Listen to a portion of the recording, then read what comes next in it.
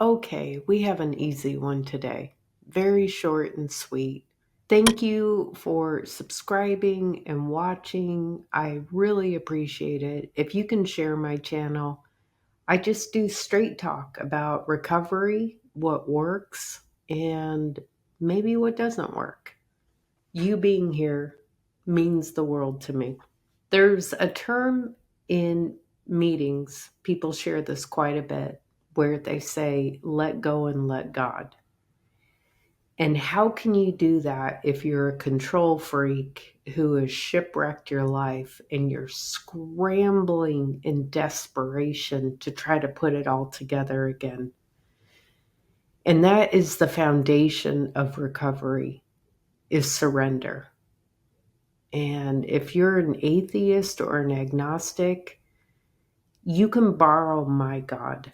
You don't have to believe in a God. You don't have to do anything the way anyone tells you. Just believe in the fact that I believe in God and that He's shown up for me in miraculous ways. And I'm going to link a previous video just to show you that I have proof. So with let go, let God, that's basically taking our hands off the steering wheel, just letting go.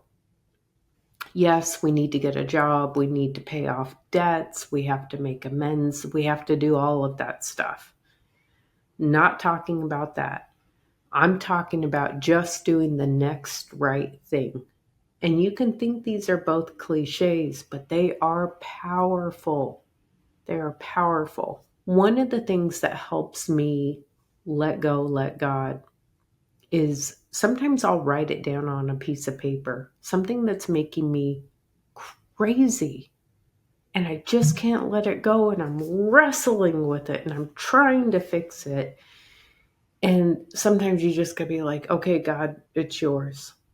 It's yours. The Coast Guard talks about when they're trying to save someone who's drowning in the sea, that they literally have to wait for them to go limp. That's the only way that they can pick them up, put them in a life preserver, and lift them up into the helicopter to save them. So if you can think of that, just kind of fall back into God's arms and say, let go, let God. I'm letting you take care of this. I'm going to do the next right thing.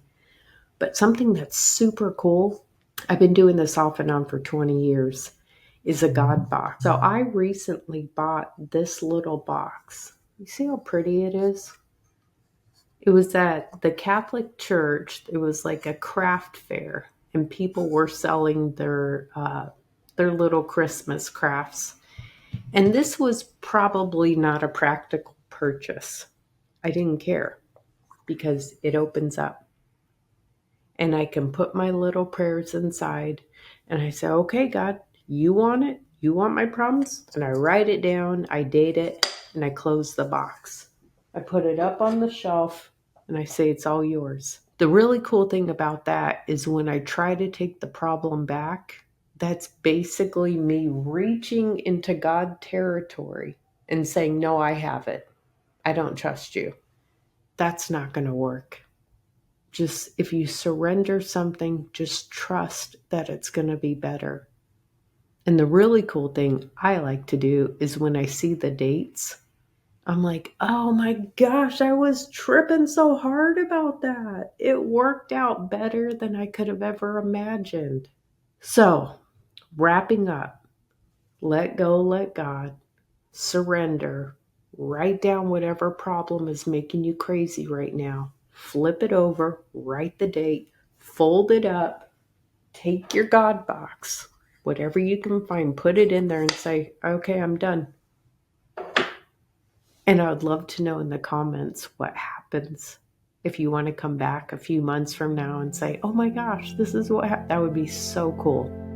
We recover together. You're not alone anymore. It gets better. Thanks for watching.